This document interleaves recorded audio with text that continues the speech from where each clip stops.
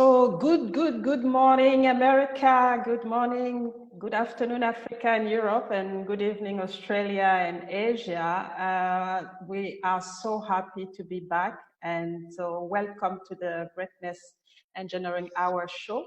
The platform is, we use this platform to share the knowledge and stories of triumph and inspire our listener to get to take action to become the best that they can be. And after a very long break, a break of 2 months, we are so happy again to have an impact, a positive impact in the life of so many of our listeners.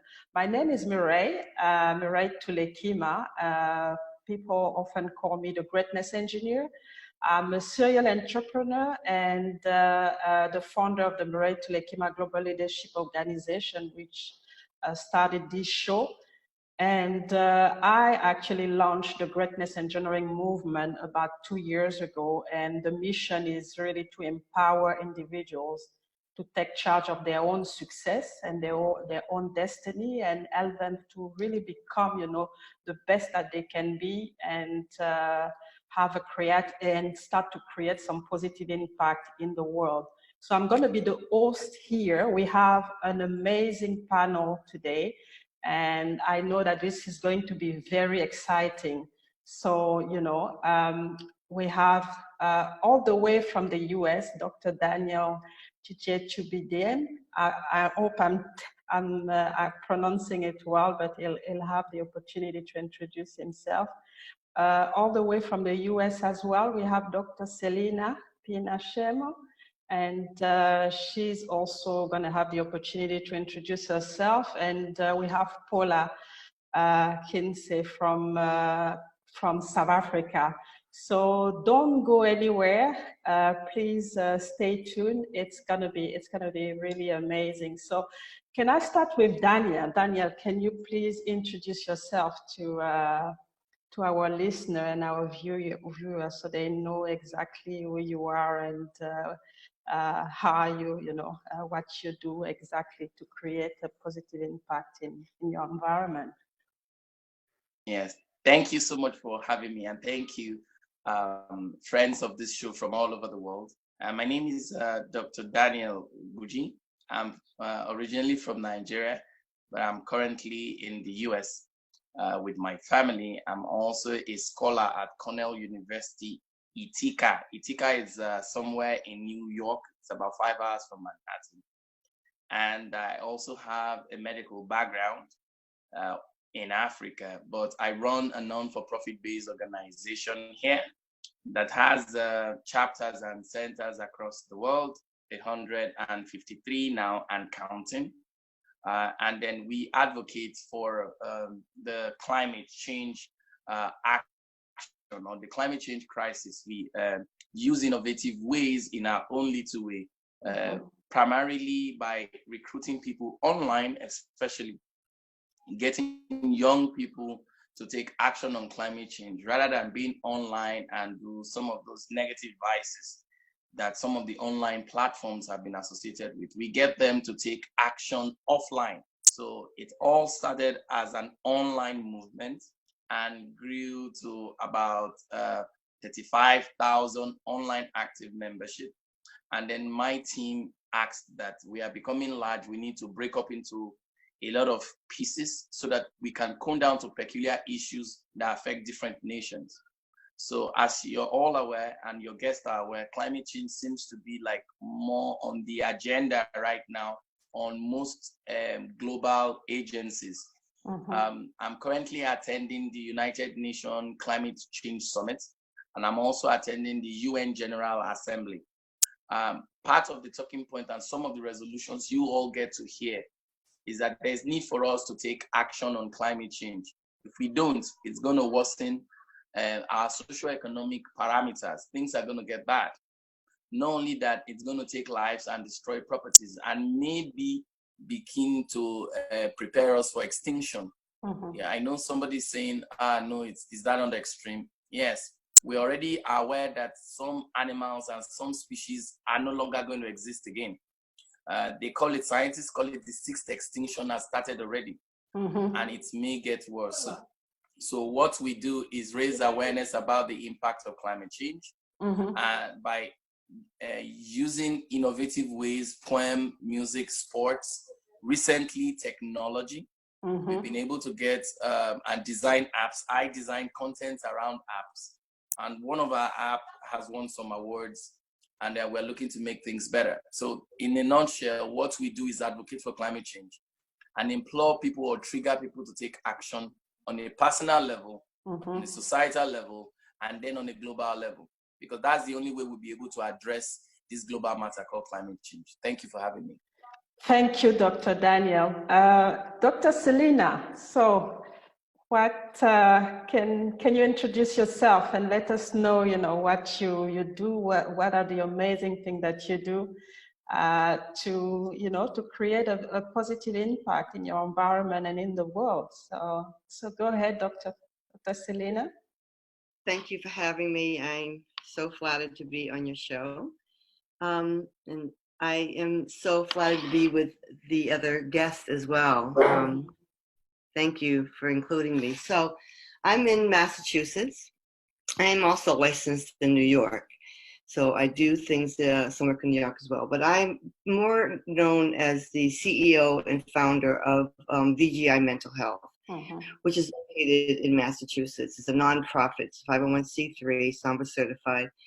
And my life story is really how I've impacted, I think, my journey and been able to feel the need to impact others' journeys for those who have gone through life challenges. So I work a lot with people who have life challenges. I'm a trauma specialist, and I was trained to do trauma very early in my years because I am a trauma survivor.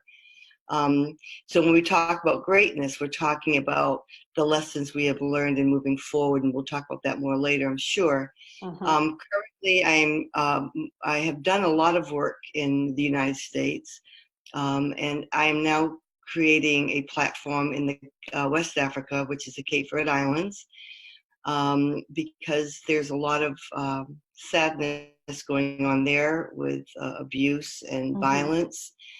And because it's the country my family is from and I speak the language, I have gone there for the number of years to create, now I'm trying to create healing circles called Healing Hearts, Empowering Voices, to allow those who live in the outer areas of the islands, because there's 10 islands with 9 inhabited, to start to learn how to help themselves and create platforms of healing in areas where people are where the abuse is intense and frequent, and to enable them to be able to survive through their own network, through their own communities. So I've been doing that for a while. I actually also am an author, international bestseller. And I've written this book, and I actually wrote this book in Cabo Verde, for Cabo Verde, but it was really about, I shouldn't say for Cabo Verde, it's for the world, but Cabo Verde inspired me because I saw the mental health disparities there and knew that they needed help. So I thought, well, let me write a workbook to see if I could leave them with something. But it ended up being a book, and it ended up having my life story in it. And it really is talking about emotional content, how to, it's emotional kind of a detox. And I also have followed that up with a training curriculum. This book is pretty worn out, so it gets used a lot. It's a training curriculum to train trainers in trauma and to use my system to help heal those who suffer in silence. So I am currently in the United States, and I am looking to do more work in the country. Thank you very much. Paula, I know you're doing some exciting thing as well on the relationship, in the relationship area. So we want to hear all about it today. Thanks, Mireille. And yeah, like Dr. Celina, I also have a a background of experiencing trauma, and I think it's events like that are a catalyst for us later on in life that get us to do the kind of work that we do. So we work predominantly in the relationship space with relationship dynamics, starting obviously with relationship with self and self-healing and self-awareness and self-growth and development, and then how that plays out in both your personal and your professional space. We've been running a men's program for the last 4 years to create a safe place for men to speak up and speak out and share what some of the challenges that they are facing in a supported environment. Because, you know, a lot of conditioning is that men should be tough and men should be strong and, you know, men should be, you know, not vulnerable and emotional and all of those kind of things. But men are equally human beings as women are too, and so their voices are equally important. So that's one of the exciting things we've been working with. We also do a lot of work in the women's sector as well. So we run a women's program too, very similar to the men's one. And then we've also done a lot of work in the underprivileged communities here, particularly from an education point of view. Through Partners for Possibility, you may have heard of them, where we work with business leaders from a corporate environment and principals in schools to empower them and help them, you know, develop their leadership skills, and then how that impacts downwards into the school environment in terms of the teachers, the pupils, and the parents in that environment as well. So that's some of the work that we've been doing here, and that it's just amazing to see the impact that it has. Okay, thank you, Paula. And you know, I see that you all doing, you know, some amazing thing, but it's not always easy. So what I really want to ask you is, what are the key challenges that I mean you go through, or you went through, and how did you manage to, you know, to find your way to be able to reach the goal that you set yourself to do, you know, because it's not easy. I mean, climate change, we've seen all the challenge to convince even the, you know, all the president to actually take action, the government. So how do you know, how do you tackle that? How do you make sure people come on board and they start to, you know, follow whatever you advocate, you champion? Who wants to start? Dr. Celina? I know, I mean, it's especially, I mean, going back home and then trying to implement all of this. What are the key challenges that you went through, and how did you address them? Okay, so I think the key challenges for me personally was in my own personal experiences, getting through those. Because those challenges began at 8 years old, and from 8 years old to 36, I had to have those lessons, and they were compounded by many things. So I think getting through those challenges have helped me to recognize, to see sensitized, and to want to understand that no matter what happens to us, we just need somewhere to guide us, somewhere to get guidance. So I went on my journey, and you know, even through all of our hard times and all the things that are occurring in our lives, there's always that peace that was given to us at birth, those innate gifts that we carry. So as we carry through our life journeys of disappointments and travesties and traumas, whatever the case might be for you, we're learning a process, and there's something, those innate gifts carry themselves through with us. So in moving through that into my work, I've noticed, I notice and recognize when somebody has that strength, that gift, and they have recognized it because they're living in the density of their complications. So it's a matter of the challenges have always been getting people to want to do the work and to come through it and find their journey. And working with different cultures and going back home to do this, the challenge is that mental health is a taboo. So I've been dubbed the emotional health ambassador because everything I talk about is emotional health. And when I first started my journey in Cabo Verde, everyone said, well, you're not going to have much success because the people there are not going to talk about these kinds of situations.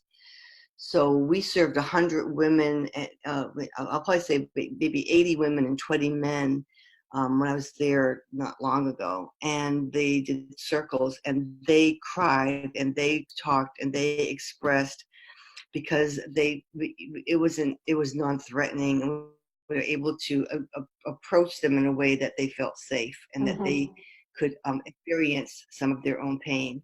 So the challenge is to never give up and to know that those gifts lay in there and people want to release that and to move forward into helping them find that path to opening those gateways to expressing the hindrances that they feel in a secure and comfortable manner where they don't feel threatened or scared. The other challenge is, though, in dealing in an environment where people don't believe in mental health or it's a taboo or it's difficult for them to access because a lot of these women are domestic violence and other types of abuses.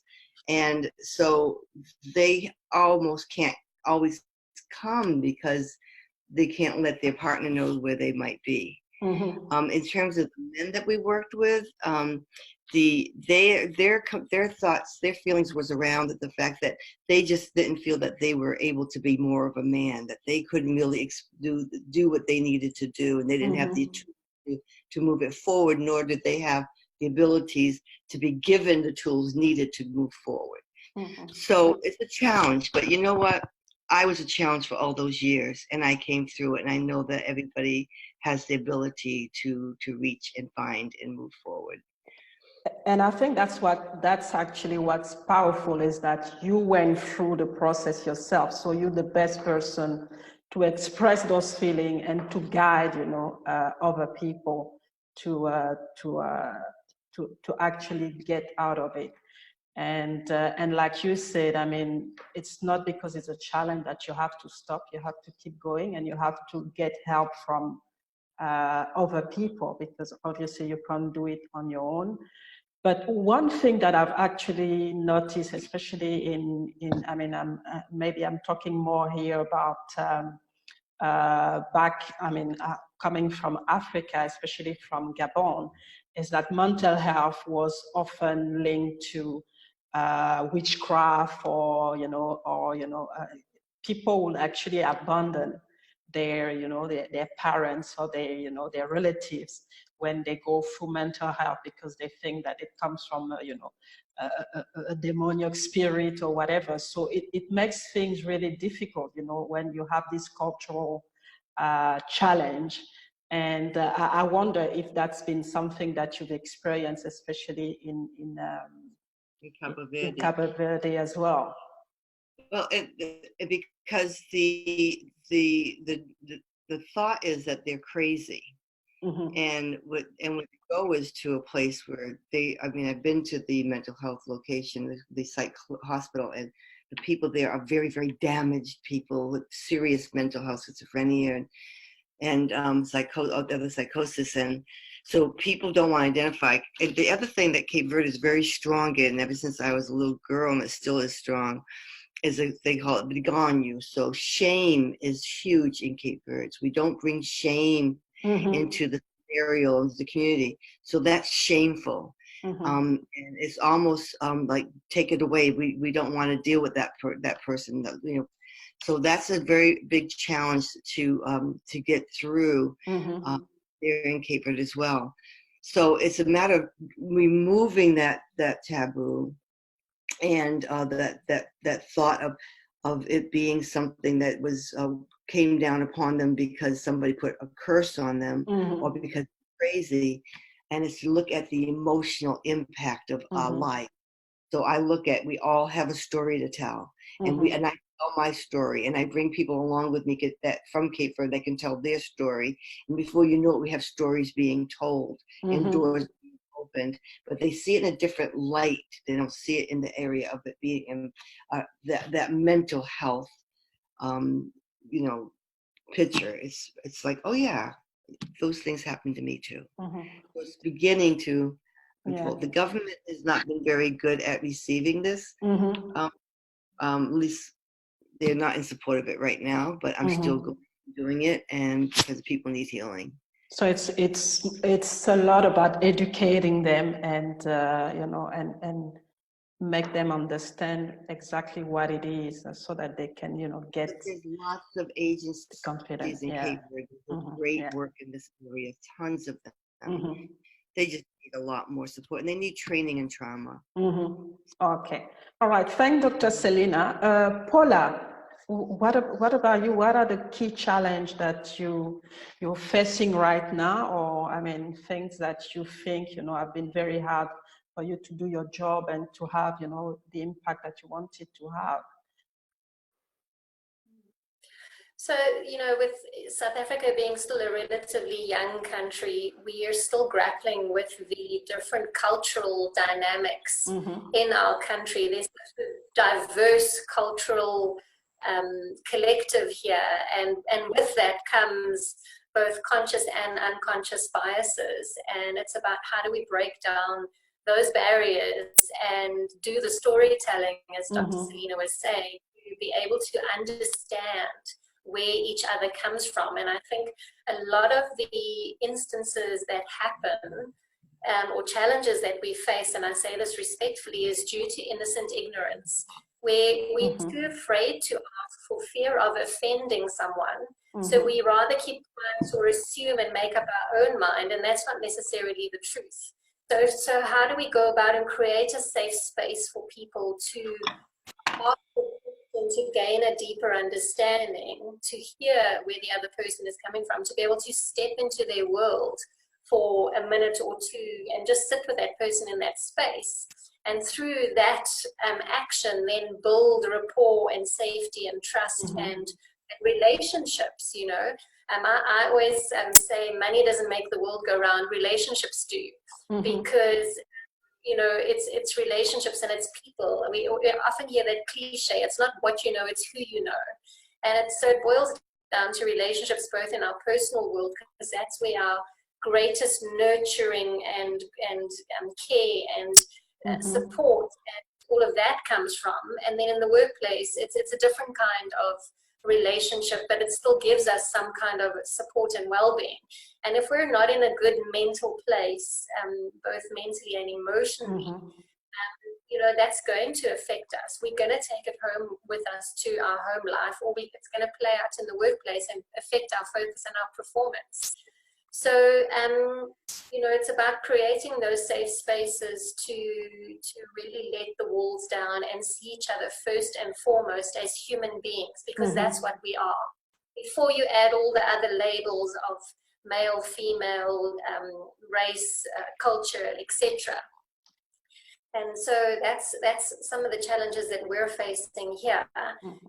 You may have seen in the news recently, we had the gender violence and the Am I Next campaign, where we've had quite a big burst of gender violence recently in our country, and so much so that there have been protests and marches here by women who are really expressing their voices and wanting to be heard.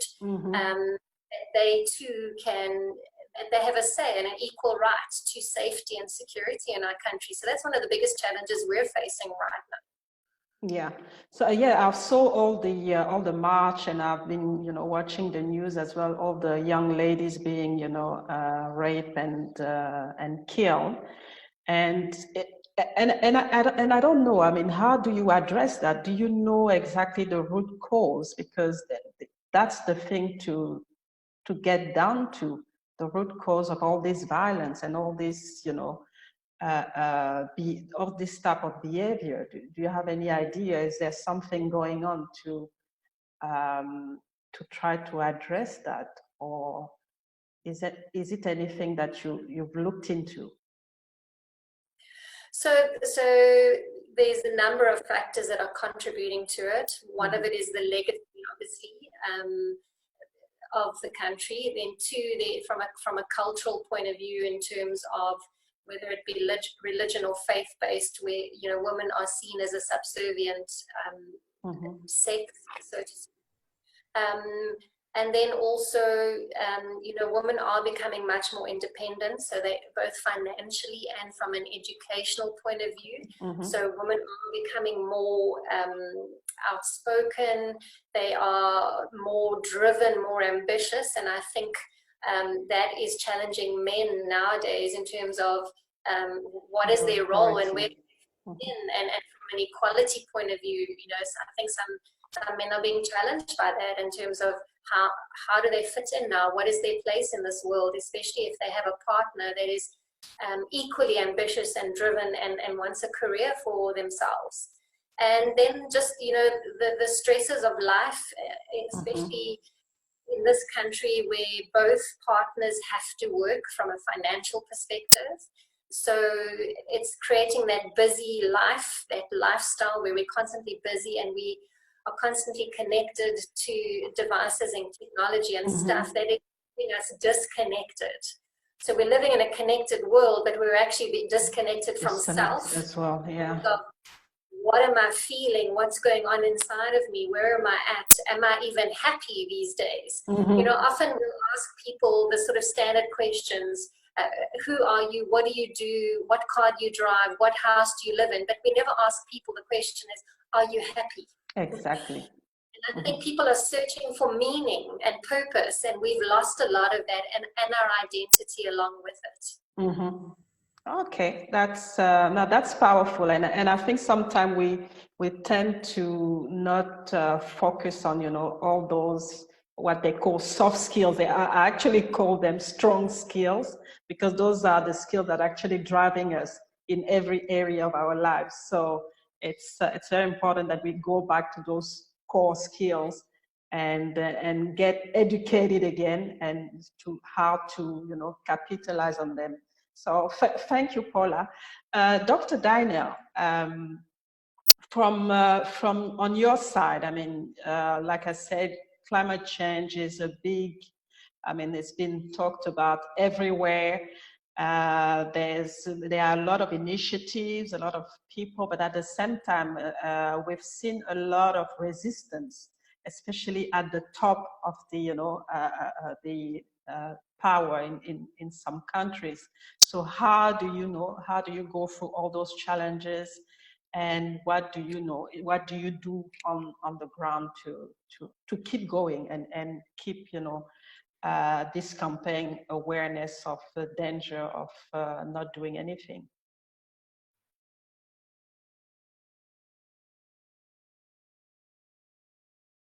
You are muted. Just gonna unmute you. Okay, all right, thanks. Okay, yes, thank you so much for getting all these wonderful panelists here. I've really gained a lot of things. I also want to tell your viewers that there's something common amongst the three of us, that we have identified a problem. We have related with the problem. By relationship, in my own context, we are trying to see, let us put ourselves in this condition. Is it fair? Rather than stay there and pass by like every other citizens of the world, we say, no, let us see whether we can uplift and bring people out. Let us see whether we can solve problems. So that's what makes the three of us change makers. And then Paula and Celina have made a very important point. I hope our viewers are listening, that we are not becoming humans. We are almost humanoid. Humanoid, we are acting like human, but we are not being human. And that's why it is reflecting on the environment, on the total chaos, like Paula has seen. It gets exacerbated when we now play the ethnic, the tribal, the racial card. But those things have been there. Again, it exposed the fact that our educational system did not evolve, and that all the other things around us, technology, advancement, they did evolve, but the way we apply it, or the component that gives the human feeling, we're taken out of it. And that's why Paula's narrative of, yes, we are connected via other things that are not human, but we are disconnected via the things that we should really be. For us in Team 54 project, we equally have those challenges, like you rightfully have said.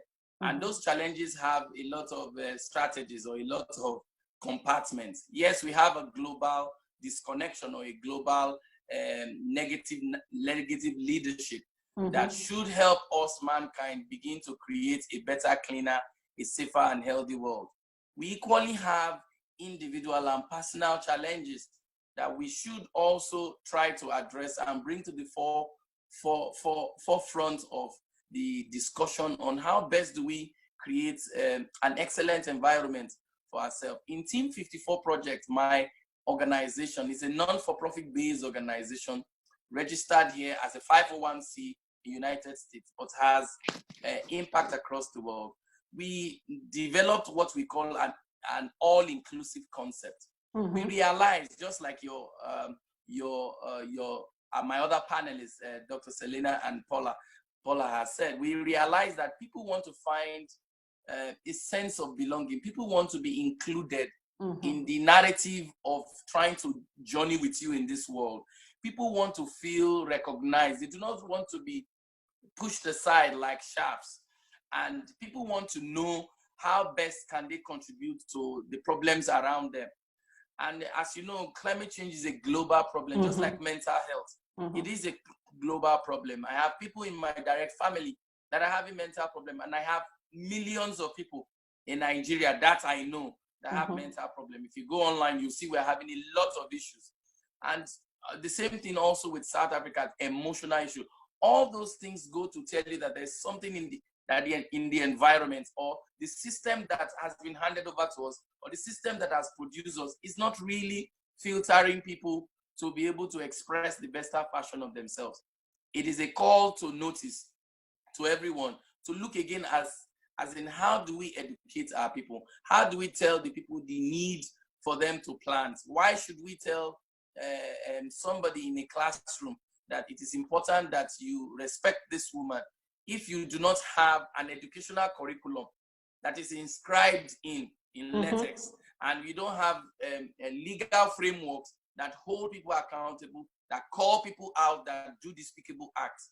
So these are some of the things that we face. But in the environmental sector, just to say, the major challenge we have is trying to convince people that climate change is an emergency crisis. And it is a crisis that will affect every other thing that we hold so dear. You do know that socioeconomic parameters have been going down for the last 5 years. It has been worse in Africa for the last 2 years.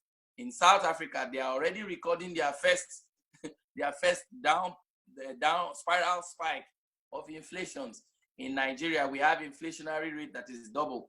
We are already having issues now of unemployment. In short, the government has come out to say that we're already going to have more problems in moving ahead because the employment saga and the rates of people coming out, we're chunking out, our population are becoming big, and it's the same thing happening everywhere. Now, because people are idle and are not doing anything, they become a willing tool for destruction and devastation that takes place on land and takes place on self.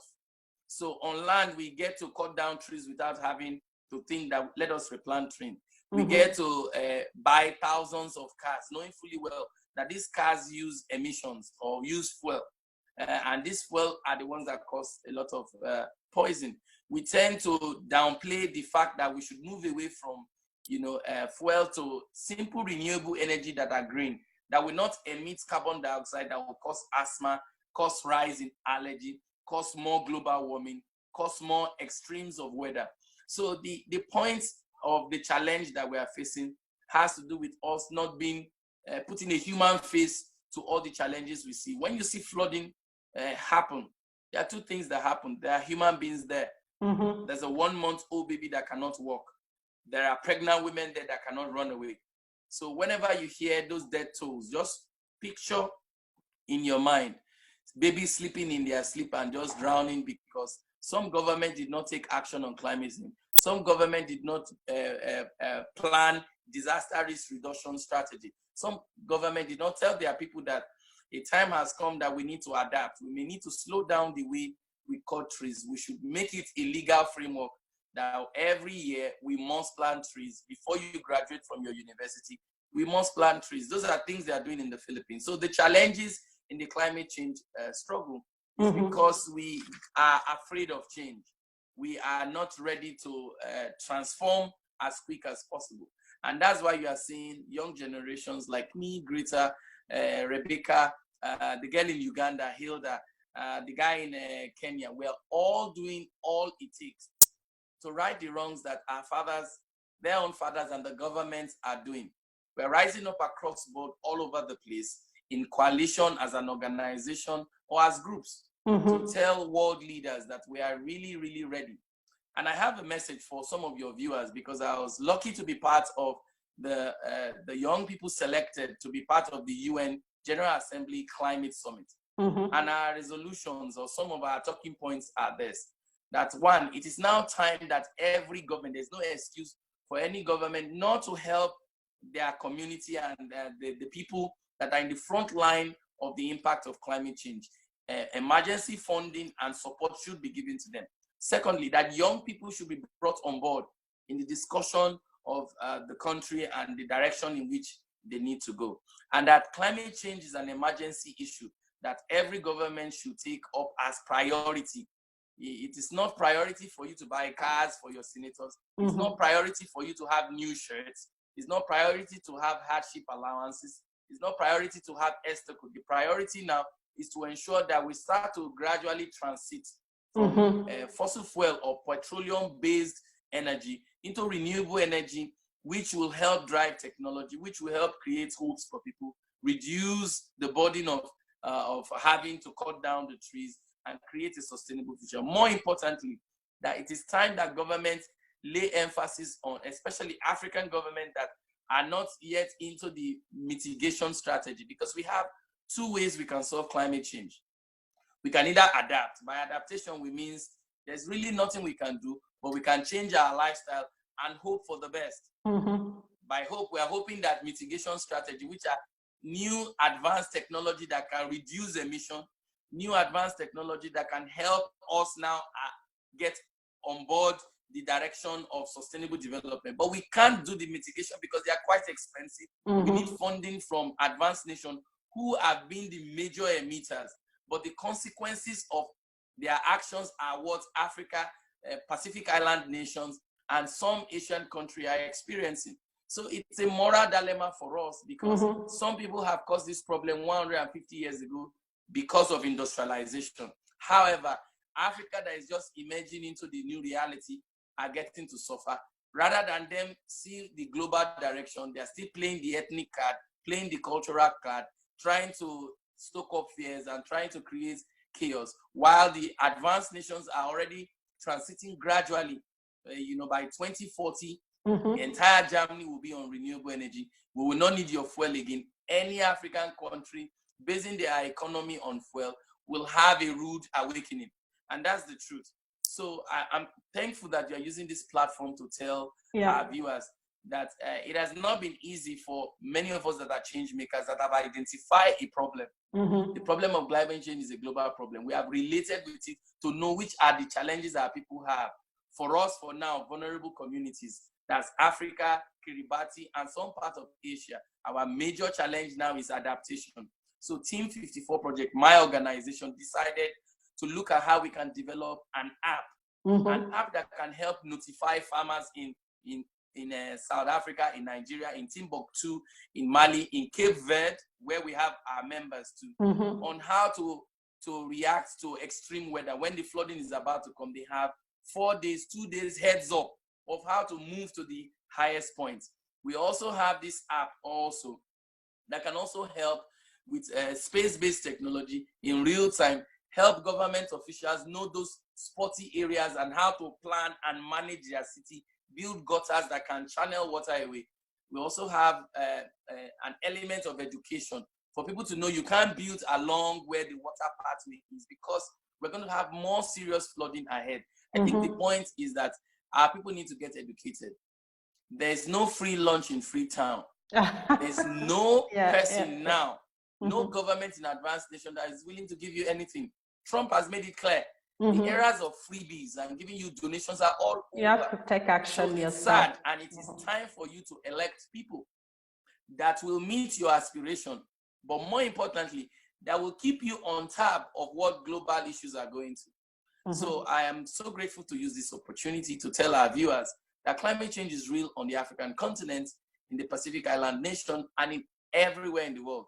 And it is up to me and you to do simple, basic human things, like switching off your lights, like living a modest life. You do not need to have fancy clothes. Those things are the things that drive consumption. Consumption or irresponsible consumption drives emission. Emission creates the pollution in the air. Pollution in the air distorts environmental factor. Environmental factor creates weather pattern to become very hot and very hospitable.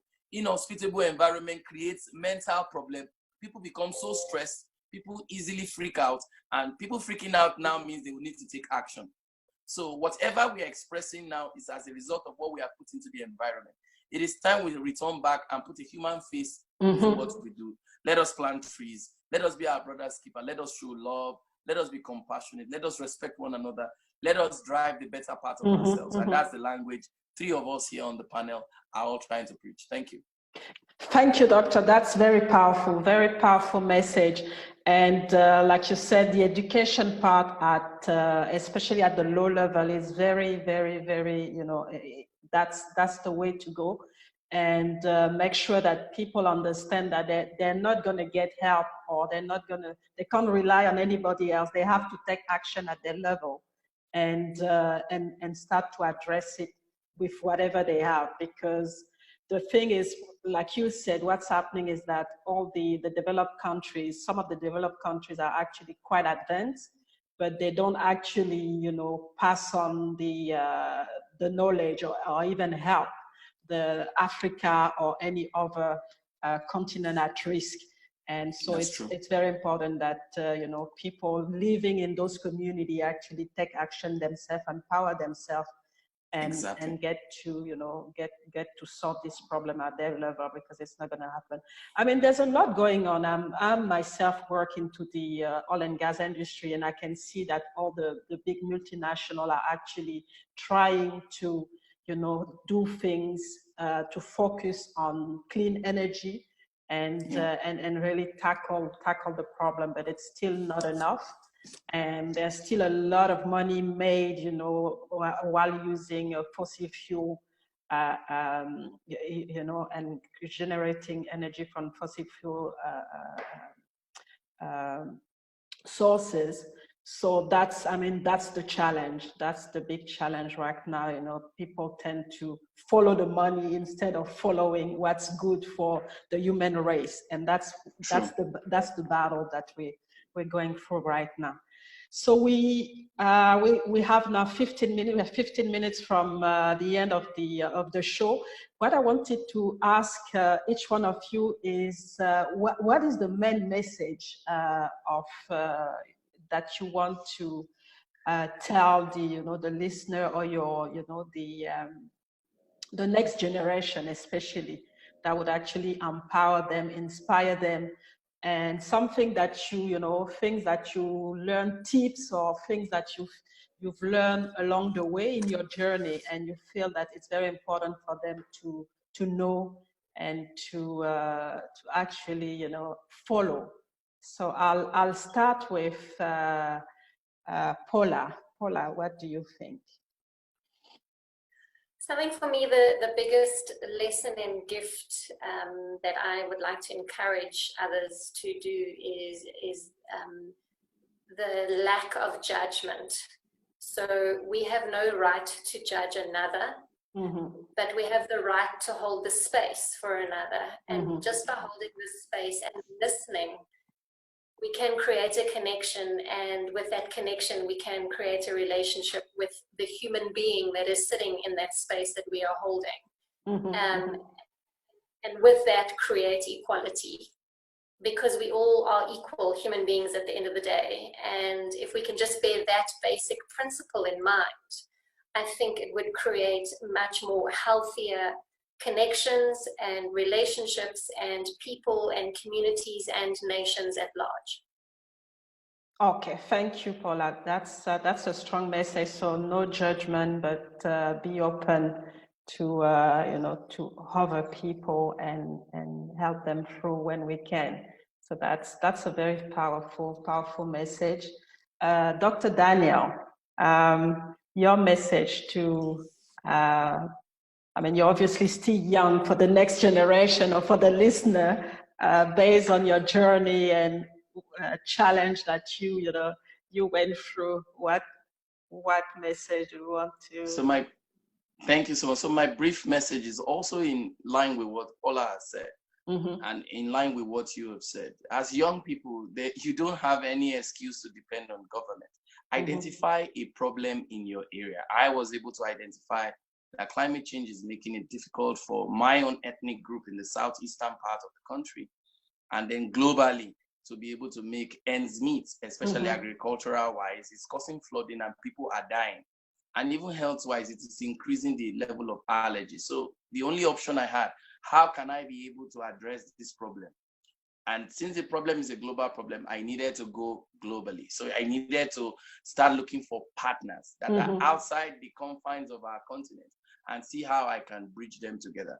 So for young people, identify a problem and try and bring every person that has ideas and experts on one hub or one platform.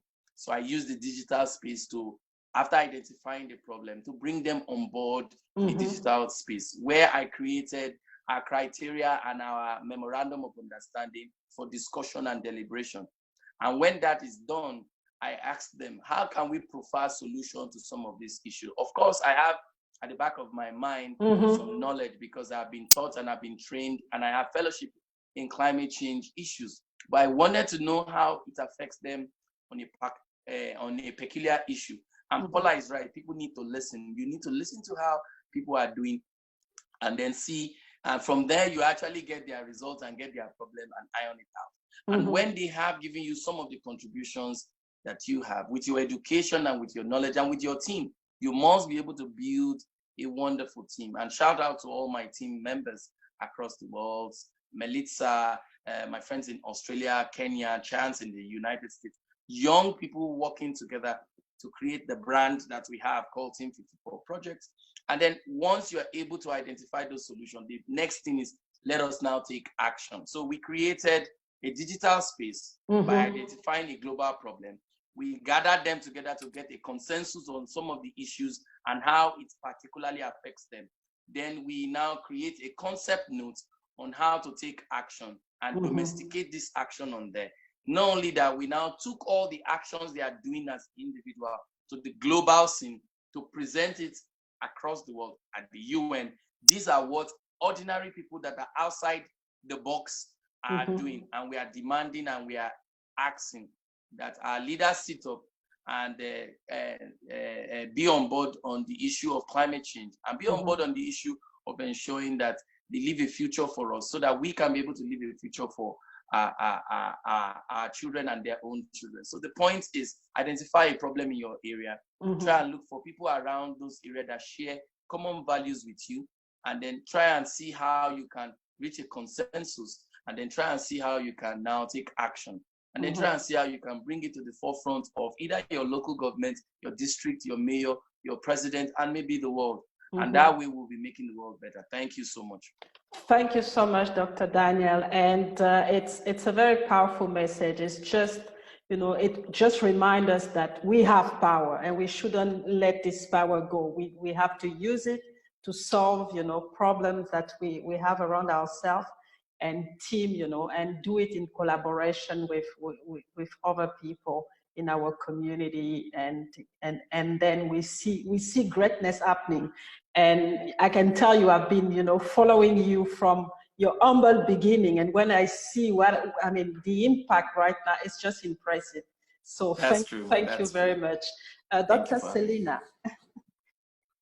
I really feel that, all that's been said, Dr. Daniel, Paula, yourself, that we have to, I feel that we've moved into a world of unconsciousness. I believe that we need to get back to consciousness. We're living in a survival mechanism that's been created by an environment that we don't understand. like the climate change, the relationships, the heartfelt love that we don't give, all of the senseless killings and mass murders and in our government, and Trump has confused so many in his. We could talk about for hours, but there's so much coming at us that we can't process. So, I believe that when we become absorbed in our environments, we believe that that's okay. And we lose our consciousness and a consciousness of sensitivity, a consciousness of feeling, a consciousness of wanting to find change, a consciousness of wanting to be outside of our own box and in somebody else. We lose consciousness and perception. So now we have consciousness that's recreated in us because we're surviving. All the environments that we're influxed with, we're trying to survive them, but we don't understand the impact that they're having upon us. So we need to have a global voice because we need global detoxification, because we are in a global crisis. And when we're in a global crisis, it's changing and shifting who we are, whether we know it or not. And it's changing our perception. So how we may have perceived something, or we may have learned it yesterday, the power that's outside of that is so influential that we kind of lose sight of who we are. And we kind of. So I think that's why we see that people can go out and do these heinous crimes now, which it's almost like they've given, like somebody just injected everyone and said, and I don't want to say who I think injected them, but it's okay. But you're right. You're right. It's okay to not like these Mexicans. It's okay to go kill these folks over here. And it's fearful. And the other thing we're not identifying is the fear that we're living with, because I live a peaceful life, and I basically, I feel I'm a healer, but I know that I'm being influenced by what's going on in the world. Because now, when I leave the grocery store, I'm afraid to park too far away. I'm not quite sure what might happen. I mean, because it's causing anxiety amongst those who think and heal and feel and do. Can you imagine what the rest of the world is feeling? So this is a global crisis. We need to identify it, because the more consciousness we lose, the less effectiveness we're going to have. And we all stand in the midst of greatness, but we have to be able to fill our hearts, like Paula said, with love. I know, Paula, you're into heart math. I am too. It's about breathing that gratitude, that appreciation, that love, and extending it and radiating it out there. We need more people going to the UN, being part of that whole nation of people who can go around the globe and bring that heart love to everyone. We need to speak up. We need more natural kinds of remedies. We need things to be resolved. We need to change our perceptions. And as long as we have these perceptions that keep on shifting, and we can't keep up with them because there's something else that comes that infiltrates it, we continue to have this kind of what I call in my book the blockage or the stoppages or the flatlining that occurs because we all have a story to tell, and not all of us have told our story. So in our thread of life, when those shifts come, it takes us back to a time that maybe we haven't addressed. And so we have to be conscious of that in order for us to continue into our greatness. Exactly. Wow. So that's powerful. And at the end of the day, and if I listen to all of you, we are all connected. So if we can't separate ourselves from anybody, whatever, if we're harming a community or we're harming somebody, we're harming ourselves. So it's time to be conscious. It's time to go back to a real humanity and really, start to create this greatness and engineer greatness wherever we are, because everybody is going to benefit from it.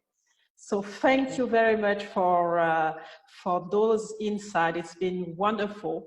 And just wanted to ask you, if people want to reach out to you, how do they do that? Because with all of that, I'm pretty sure some of them would like to continue the discussion separately if they can.